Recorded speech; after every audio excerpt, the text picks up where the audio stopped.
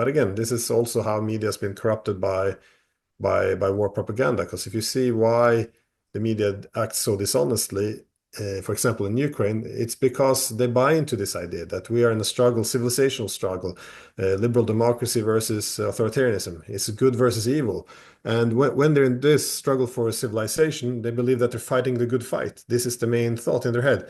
So, yes, well, we're fighting a good cause. So, why? So then it's good to tilt or fix the facts or reality a little bit in order to serve the cause. This is also what you saw in the US election, by the way.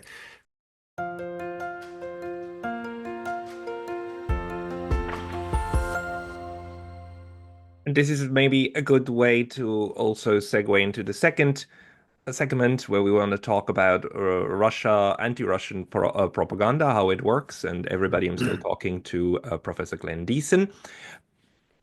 Glenn, we just talked about, how Israel looks at Iran as the head of the octopus, which is really, really interesting because there's a very old propaganda image of Russia as an octopus in North Asia and well, Central Asia and Europe, right? And there's a famous picture of that. I think out of drawn. I actually don't know when it was drawn, late 19th, early 20th century, the big octopus.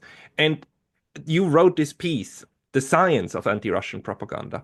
Could you maybe tell us something about that, maybe about the picture and then about the science that you see behind this? Yeah, well, the octopus, I think, is a common analogy used, and that's why they're using it against Iran as well. So you have this one central power where all evil is happening, the Mordor, if you will, and all the little conflicts and tensions around the world are seen through this prism. So whenever we have any problems in Europe, let's say from Georgia, how we're going to interpret the elections there, or Moldova, um, we're having referendum, Brexit, what's happening in Catalonia. Like always, it's we're looking for the Russian trace, and you assume that they have these huge tentacles wrapped around the continent, and if you can only cut the head off, then everything would fall into place. So it's a nice picture, a frame to use, and interestingly enough, propaganda also tends to use a lot of animal in the analogy to deprive your adversary of their human features. This has always been a common of war propaganda, but yeah, well, the science, because it is a science, and I use that headline very specifically because many people forget that. Well, what my main argument, what propaganda deals with, is essentially you appeal to the non-rational aspects of your audience in order to convince them, because as individuals we do have our rational abilities, but human nature is also deeply irrational. We have very strong instincts. One of them, of course, is to organize in groups. This is possibly the strongest one, and with this, we adjust and adapt to the group. We yeah we and then we tend to rationalize it thereafter. And the main key theorist who came out with this, of course, was Sigmund Freud. He argued again the same thing, but as many other famous psychologists, which would be that yes, individual can be rational, but group psychology is quite powerful. And the group psychology, he argued, usually overruns what would be the rationality of the individual. So was Freud's contribution, looking at the group psychology, and how it overrides rationality. Now, he had a nephew, Edward Bernays, who essentially built on all of his uncle's findings, but he used it for political propaganda, and then see how you can move the group with this, uh, well, I guess, irrational impulses. So for him, he interestingly had a career in marketing as well as in politics, simply because it's the same idea. So in marketing, you divide something into either good or bad, a simple binary, and then you can move the group where you want them. So he would say, it was promoting cigarettes, arguing that, oh, this is emancipating, this is good for women, it shows their independence. their equality, their rights. And all you need to do is light up the cigarettes. You're not selling the cigarette, you're selling freedom versus then enslavement. And this is what he did also when he was helping the United States topple the government in Guatemala. You just portrayed them as being, yeah, the Guatemalans being the president being communist, wanting to destroy all personal freedoms. In reality, he wasn't a communist, and the only thing he wanted to do was um, well, put some restrictions on the United Fruit Company, and this is how they toppled him. But anyways, this is kind of how it was, how it's been based. So it's always the stereotypes, good versus evil, and this is how we also, if you follow the literature of anti-Russian propaganda over the past 200 years, especially, it's always been the same. It's always good versus evil. But we tend to frame it, in the past, it was, European versus Asiatic. You had civilized versus barbarian. Then you had yeah, capitalist versus communist, Christian versus atheist. And now, after the Cold War, everything with Russia is interpreted as liberal democracy versus authoritarianism. It doesn't matter what you do. Look at we can cancel democracy effectively in Romania, cancel the election results, and we say, oh, well, he was pro-Russian, so we saved democracy. We can uh, essentially back a fraudulent election in Moldova. We say, well, it's the pro-Western one won, so this is democracy. You can And back a yeah, jihadist in yeah, Syria and say like now democracy will arrive. It's like, yeah, but this is obvious. all that matters. Yeah. Well, it's two sides. One is the democracy, which is us. The other is evil. It's well here, and then whatever you do, yeah, as long as you make people accept, view the world through this prism, then facts don't really matter anymore. Because if you invade a country, but you're invading it because you're backing or advancing liberal democracy and human rights, then yes, you might have done some bad things, but you did it for the right reason. But if evil side does the same thing, invade a country, it's always for imperialism, destruction, subordinating the locals, destroying democracy. So it will always be evil. So you can't compare us versus them anymore because we will at least always have the right intentions. So, but you are right. We can back fascist groups. We can back jihadists. We can topple governments. We can interfere in domestic affairs. We can steal territories from other countries. There's no end to it. As long as if it's a struggle between good and evil, yeah, the end always legitimizes the means. So The interesting thing is that people like you and I are being accused of being Russian, either Putin apologists or Putin puppets, or like all of this name calling, because what we are trying to do is to understand the reasons behind what is going on, right? Which also means like reasons, I mean, behind the political occurrences in Russia and in Europe and the West in general, in order to understand the conflagration and the actual mechanics of war, because war is always a sociological phenomenon, right? But that one aside, the more interesting question to me than trying to look through the Western prism of like Russian propaganda or calling Russian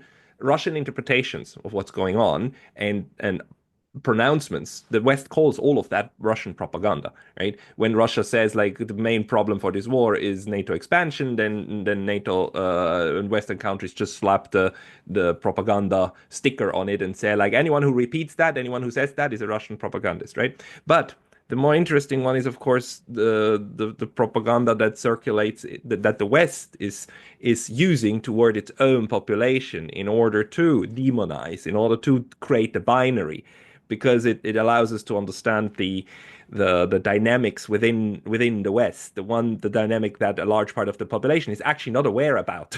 Because if they were, then it would automatically rise a much more critical discourse, right? Now, the octopus, the image of the octopus is a very important one. And there are other elements that I cannot quite make sense of. And they're small elements. Like, for instance, this idea of North Korean troops in Russia, and Russia escalating the war with North Korean troops in Kursk and using them against Ukraine. How does that make sense to you? Because it's obviously such a fabrication. We haven't seen a single a proof of that yet. And Zelensky yesterday or the day before yesterday was in the EU Parliament and was giving a speech, and he literally said, well, the reason why we haven't definite proof yet is because the Russians burn off the faces of the dead North Koreans on the field." It's like, All and of them. Yeah. this is crazy. It's crazy, but the parliament just clapped and it's like this seems to be like acceptable nonsense or believable nonsense that is even being reported on or not so much. But how do you make sense of these kind of elements of Western propaganda? I don't know. And again, with North Koreans training in Russia, like at least the way I interpret it was it's seen as a deterrent. If America continues to strike with its missiles, they could be put into the game. But this whole idea that you have thousands and thousands of North Koreans fighting in Ukraine, yet there's not a single piece of evidence. Um, yeah, but burning their faces off, I don't know, instead of evacuating the disease. I don't like none of this makes any sense to me, but this is the thing as well. Like it's a good way of crushing dissent because if it is a struggle between good and evil, why would you try to explain the position of the evil? So it comes at a huge social cost. It's easier just to play along and say, yes, of course, Ukraine is fighting for democracy. This was unprovoked, and if you disagree with it, you hate democracy. But it's it's a good way of mobilizing support for something. And this is again when a lot of this propaganda began to be developed in the a century ago. Walter Lippmann and Bernays, they also at least Lippmann he made the point that as long as you can simplify any conflict as a struggle between good and evil, one side is good, one is bad. It's always great for mobilizing for war because if you think this is a war to end all wars or the war to make the world safe for democracy, this kind of slogan, then of course you're willing to go all in. But of course, when it's time to make peace, how can you make peace with evil? And this is usually what Lippmann's argument was as well. It's propaganda is great for war, bad for peace, and it's very hard to um, to make an argument for why you should end this. But uh, yeah, but the really absurd accusations you can make. This is something that stands out, and it's also uh, why you can't make any arguments anymore. Let's say you mentioned, it's not just about Russia, but it's others. Let's say you're criticizing that chipping away at China's sovereignty over Taiwan. This is gonna probably lead to war, and it would be better to find some peaceful coexistence with China rather than trying to destroy its economy. Then now you're taking China's side. So it's all about which side you're taking. And this, if we just talked about Syria, it's the same issue there. If you're criticizing supporting jihadists, again, this time we can't call it conspiracy theory because the Americans actually still have a bounty on the main guy's head, Jolani. And but if you criticize it, well, then you're taking Assad's side. So you'd simplify everything to two positions. You can either take one side or the other. And if you take our side, then you have to repeat the narratives. And it sounds awfully simple, but that's why the foundation of it is kind of simple. And I recognize the same with the war in Ukraine because for more than 10 years, I remember before the coup in 2014, I made the argument this is can be very disastrous. You've toppled the government. The Russians will have to do something drastic. They cannot accept Crimea falling into the hands of NATO. And now you're taking the sides of Russia. So, but how was this ever in the interest of the Ukrainians? And same with the sabotaging the Minsk agreement, refusing to give Russia any security guarantees in 2021, and then sabotaging the Istanbul peace agreement in 2022. I made the point that this is seen by Russia to be an existential threat. They will fight till the end. They will destroy everything they required in order to not lose. And this is what they're doing. And this is not good for us. It's definitely not good for Europeans. Terrible for the Ukrainians. And still, it's positioned or labeled as a pro-Russian argument because this is what Russia's been saying. So you can only take one side. And same with sanctions, by the way. I made the point from day one, they're not going to work. No chance. This is the main thing I've been looking at for the past decade of Russia decoupling economically from the West. They can diversify, we cannot. Very, very simple. And I can provide evidence. But people don't want to see evidence. Don't want to hear argument. They just see, well, you're saying what the Russians are saying, hence you're taking their side against us. Now you're against democracy and freedom, and we are for. So I keep thinking, and of course this is a joke, but I keep thinking that, the Russians at every press conference should just start to insist outrightly that it is their position that 2 plus 2 is 4. 2 plus 2 is 4. This is Russian dogma. This is now part of our state doctrine. To force the West to say like, no, 2 plus 2 is obviously not 4. It's obviously is because that's Russian propaganda, which would trickle down all the way to their weapon systems, and then the West would blow. But because it's that kind of irrationality at the moment that anything that the Russians say is automatically being taken as a propaganda ploy, right? And is automatically discounted, which is of course a beautiful functioning of propaganda, that you can delegitimize the other side before the other side even takes a stance on anything, right? It's by virtue of who you are with and not what you're saying that something becomes either legitimate or not within the propagandized group. Um, uh, do you do you think that at some point these narratives, these stupid narratives, like the Koreans, North Korean troops and so on, are also meant to foster this? To just to make sure that you can't make sense of stuff anymore in the propagandized group, or that just by the repetition of this, right, and the repetition of outrageous claims, that it just gets easier to massage in other like less outrageous claims. Um, because it's you don't need evidence anymore. Just like, Zurabishvili in Georgia, that officially says she has no proof of rigging of elections, but she feels it. Right. And that's yeah, taken as a stance in the West. And that's just being repeated. And the nice thing is the media in the West, and they just repeat what this person said, and thereby they can claim that they did their duty. They just reported. We just report upon what officials said, right? We're not propagandists. We're just telling you what they said. Just such a beautiful mechanism, right? In order for self-justification of not being a propaganda apparatus when you actually are. yeah. Well, Georgia's funny because she also said that they were asked her to come and give her testimony to like why where's the propaganda and where's the fraud and can you prove it? And then she said, well, it's not my job to prove it, but she's the one making the accusations. But you're right, it doesn't matter. But this is the whole point of also propaganda. It's to make rationality and facts less relevant. And a key aspect of propaganda is therefore also the repetition, because this is just basic human learning. The human mind tends to conflate what is sounds familiar with what is real.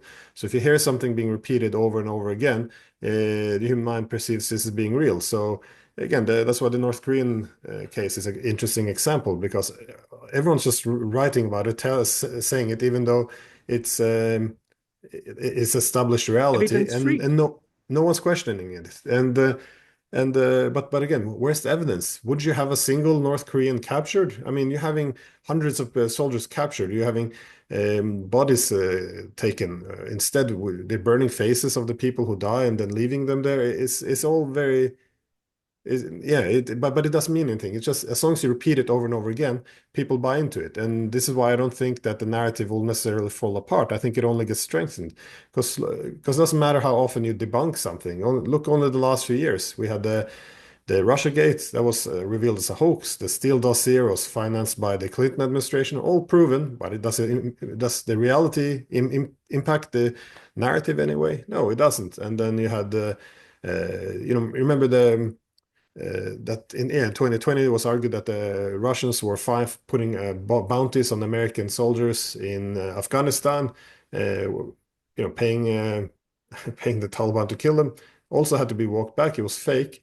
And 2020, this has also been a big thing now. There is that the Hunter Biden laptop is, if you remember this, also fake. We had 50 intelligence officers saying that the Hunter Biden laptop was Russian disinformation in order to have election interference to clamp down and censor Twitter, Facebook, and no media wanted to report on it simply because they called this to be Russian disinformation. Well, they found out.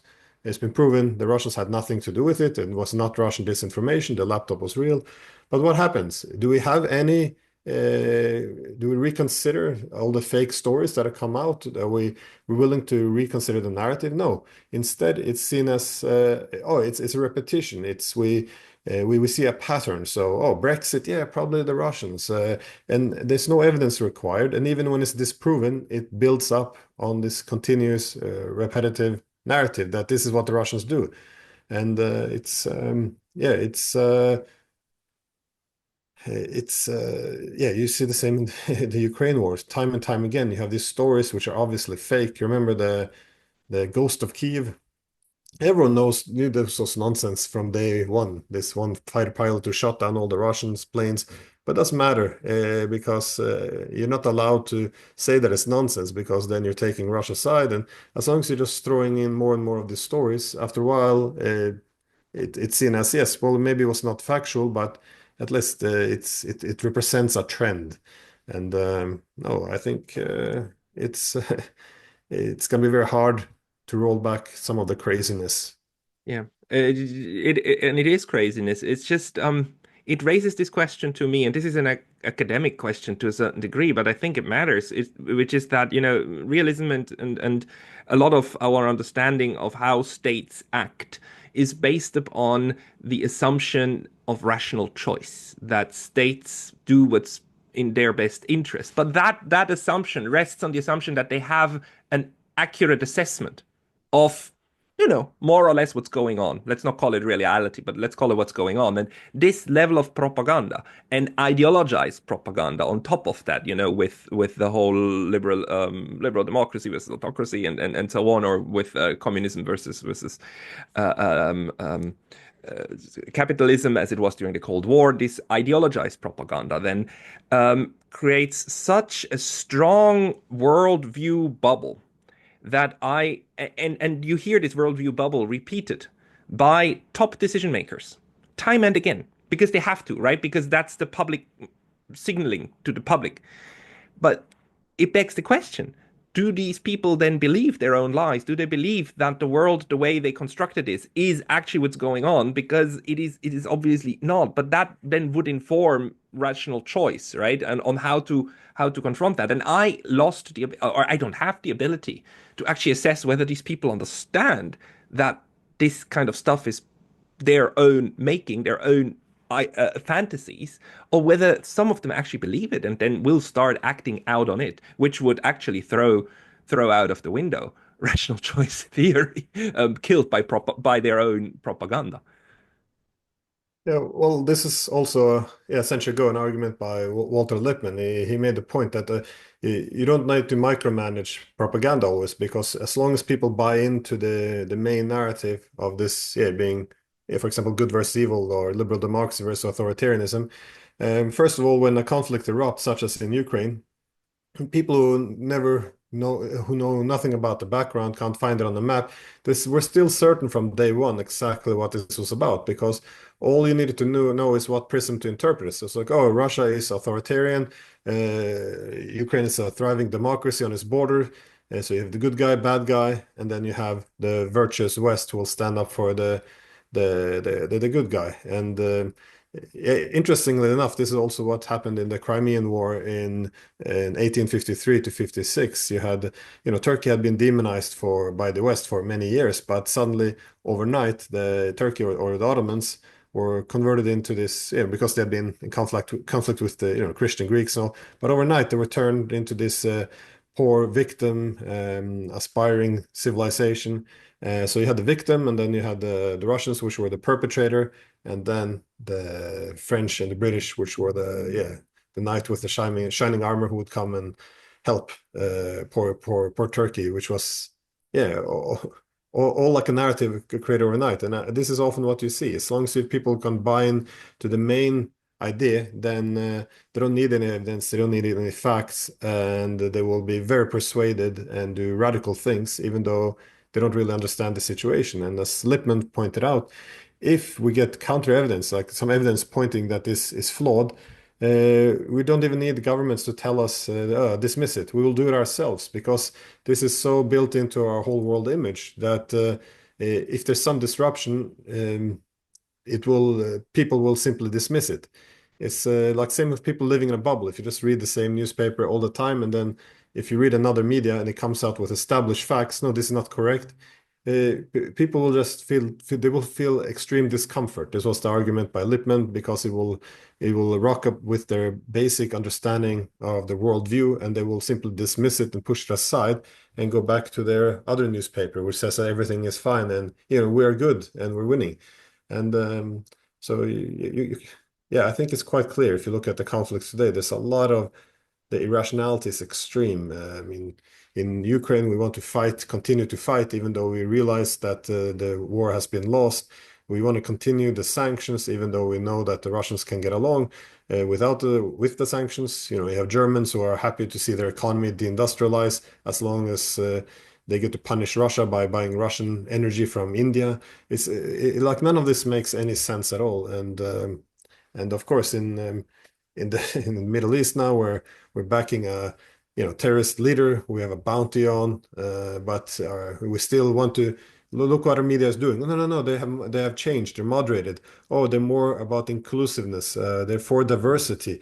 Uh, the guys why wearing the ISIS patch. I mean, it's it's all pushing it so very, very hard that we have to accept this fake reality. But people do, and this is because what what what what are people going to assume? Like we are mainly into dominating, seeking a dominant position, and to do so, we're willing to support neo-fascists, jihadists. We're destroying countries. We're backing genocides.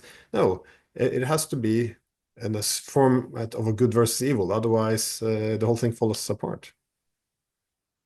Maybe last question now. Do you think this is strengthening or weakening? Because I somehow do believe to see, but this might just be my own bias or my own like morbid optimism, that the propaganda is getting in the West, our own propaganda is getting so outrageous, it's getting so repetitive also that it's becoming more transparent that it is propaganda because good propaganda is not recognized as such. And I do think the collective West is on this slope towards very bad propaganda that suddenly becomes clear, the kind of the Soviet propaganda of the 1970s and 80s that people didn't buy. They knew it was propaganda. They just listened to it and they knew which words to repeat if they wanted to do business, but they didn't buy into it anymore. And currently, we still have a lot of people who believe it, but I do think it's getting more transparent. So the propaganda, the quality is decreasing. At least that's my sense. But how do you see it? Yeah, well, on that, I think a key thing that makes propaganda work, as you hinted to, was source credibility. When you had the Soviet, generals stand there with medals on their jackets saying what you should believe, or you have state media, people see through it. They know that this is the argument from the government, so it's less convincing to an audience. What makes propaganda efficient if you can launder it through a third party, which is why actually most of the scholars on propaganda recognize the West had superior propaganda during the Cold War because we could use private institutions, industries, and of course Reagan himself established in the 80s all these NGOs. They were fighting for democracy and human rights.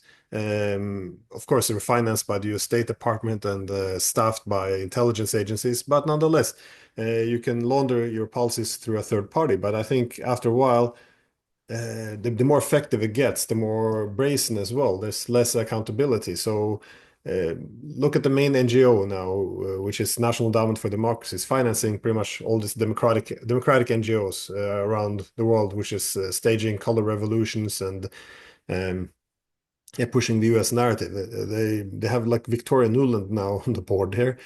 So it's just to me it shows that it's becoming very brazen and it's becoming more shameless. And with this, I think some of the credibility is going away. Uh, but yeah, no, but as you say, the lies are becoming quite obvious. And if you want to measure this somehow, you can see that the trust in media is falling apart. The trust in politicians are falling apart. And also, you see now political alternatives are popping up, especially evident in Europe, because yeah, people are losing faith in the establishment. And you see alternative media is coming along. And while this is often argued to be deeply problematic, I think it's a direct consequence. I mean, if you can watch CNN and think you got the reality served, then you wouldn't go to alternative media. But I think alternative media is essentially appearing. Not all of it's responsible. A lot of it's can be, yeah, conspiracy theories, if you will. But they're appearing in a vacuum where the media has essentially given up on this idea. They're becoming activists for ideological cause, and they're often willing to throw the truth aside in order to advance their cause. And but again, this is also how media has been corrupted by war propaganda. Because if you see why the media acts so dishonestly, for example, in Ukraine, it's because they buy into this idea that we are in a struggle, civilizational struggle, liberal democracy versus authoritarianism. It's good versus evil. And when they're in this struggle for civilization, they believe that they're fighting the good fight. This is the main thought in their head. So, yes, well, we're fighting a good cause. So why? So then it's good to tilt or fix the facts or reality a little bit in order to serve the cause. This is also what you saw in the U.S. election, by the way, when everyone is yeah, making up obviously fake stories about Donald Trump is because they genuinely believe that he will destroy liberal democracy. This is a fight for civilization. This is not a time to be objective. This is time for activists, for Mhm. activism, and this is why. Yeah, they are destroying themselves. It's yeah, it's horrific to watch, but I tend to be a little bit optimistic as well that the marketplace of ideas will punish those who continue to lie over and over again.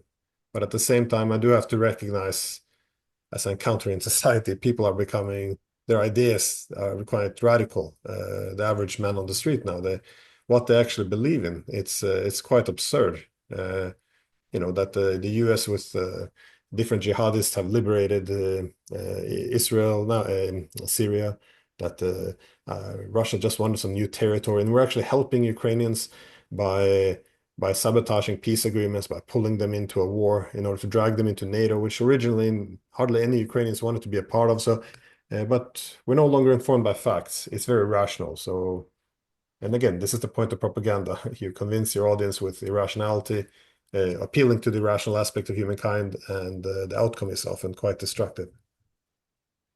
I do have hope, and my hope lies within actually the innate our innate thirst for truth. That we want to know what's going on. We really want to know what's behind that door. We really, really want to know. It's like it's just in us, and I think that keeps us searching, and that then channels people, and that creates the counter space also to kind of to try to understand and to reveal. So I do have hope in this Yeah. sense. Well, there could be a bit of a crack because, well, at least what I also discover is when you talk to academics or regular people, they always say, yeah, well, obviously some of this is fake, but you have to be a bit careful what you say as well because then they know that you will be punished Mm. for saying the wrong thing. But at the moment, I think when after saying it's a bit like Afghanistan for 20 years, we say we're winning, even though yeah, this was all fake, and then we have to kind of explain what happened was people are falling off airplanes. I think the same now applies for the disaster which will soon unfold in the Middle East, but also in Ukraine, Yeah. because we've been for 3 years saying, "Oh, we're winning," and now uh, how can we explain what's happening? We're talking about genocide that the Russians are trying to exterminate Ukrainians. Meanwhile, the Ukrainian parliament recognized that about 150,000 Ukrainians have resettled into Russian-occupied territories, where they often have better conditions than they do in the rest of Ukraine. So it's well, so far I can't say it because if you say it, then you can be accused of, oh, now you're legitimizing or supporting the Russians. But no, Yeah. I think reality facts, it will have to come out at some point. And once once they have to shift the narrative, I think a lot of these people who have felt that they were compelled to be quiet, they will become more vocal, perhaps. Yeah, it will. The problem is, and maybe we end. I mean, your reaction, and then we end on it. But the the issue is that historic facts about historical occurrences only matter if they can impact the current 6 week news cycle and policy decision making cycle. Because everything older than that is history. And even if it comes out that was the greatest lie, like the Gulf of Tonkin incident and so on, I mean, it doesn't matter anymore. It has no political influence. It will not alter the policy the policy making process. Only if it does, only if Watergate is so dramatic that it actually then leads to the ousting of Nixon, because it is such a dramatic event that so many people attach so many feelings to, it will then alter a political process. And that's why I think the elites are not worried about the lies. They know that these lies, they will be exposed as lies, but at a moment when it politically doesn't matter anymore. Yeah, and that's when the yeah, narrative have to shift, or when reality catches up. And this was also the argument of the former advisor of Zelensky, Alexei Arestovich. He was making the point that the pro-war propaganda they're having in Ukraine and in the West is been so powerful. He compared it to, I think, to a big tanker which has been plowing ahead, and all the arguments that yeah, it's unprovoked, we're winning, any peace agreement would be appeasement of a new Hitler, like all these things, all the main slogans who've been fed is has the purpose of make the war continue. But as the war is coming to an end, they're losing. There's an interest to find a settlement, a peace. Now, once this happens, the narrative has to be shifted. And he made the point that Zelensky was now trying to say that yeah, we're having high losses and we might have to start to talk. Then he said, well, how is this possible? They just last week they said we're winning. So it's going to take a while. That was his point, to turn this ship around and to change the narrative. But it is the only reasons why we're now allowed to talk about peace is because the situation has changed on the ground. Keep in mind that for the past 3 years, when I spoke about the need to negotiate why Russia would win this war, it was Russian propaganda. I called it a proxy war. It's propaganda. Now Boris Johnson saying, yeah, it's a proxy war. We're fighting the Russians. I said this is not about helping Ukraine. It's about exhausting the Russians. And it's about restoring Western hegemony. Boris Johnson said the same thing in an interview now. Oh, if we lose Ukraine, we'll maybe lose Western hegemony. So all this idea that we're here to help the Ukrainians and we give a damn about all their casualties, now that they're losing as well, the Americans are pushing the Ukrainians against, which they're still resisting, to mobilize 18-year-olds. Like none of this had anything to do with helping Ukrainians. But I guess now that the narrative has to shift, I think that will permit voices which were previously just labeled Russian propagandists to give them some room as well. So I don't know. I share some of your optimism, but in the long run, I think uh, yeah, the our divorce from reality and the rationality is will probably continue. We'll continue to live in this la la land where we are, we might be do the wrong thing, but we do it for the right reasons. And the people we're fighting, well, they might do the right thing sometimes, but they do it for the wrong reasons. This is, the struggle of good versus evil. That would be a great title for a new book of yours, The West's Great Divorce from Reality. Um, Glenn, Diesen, people can find you on your Substack. People can find you on your YouTube channel. They can find you on the Duran, where you're regularly doing interviews with various people. Anywhere else where people should go? No, I think that's mainly it. Rumble, YouTube, but mostly Substack and And a yeah. very valuable Substack at that. I recommend everybody subscribe to him there. Glenn really shells out a lot of very useful analysis all, on a daily basis. It's fantastic. Glenn, thank you very much for your time today. Thank you, Pascal.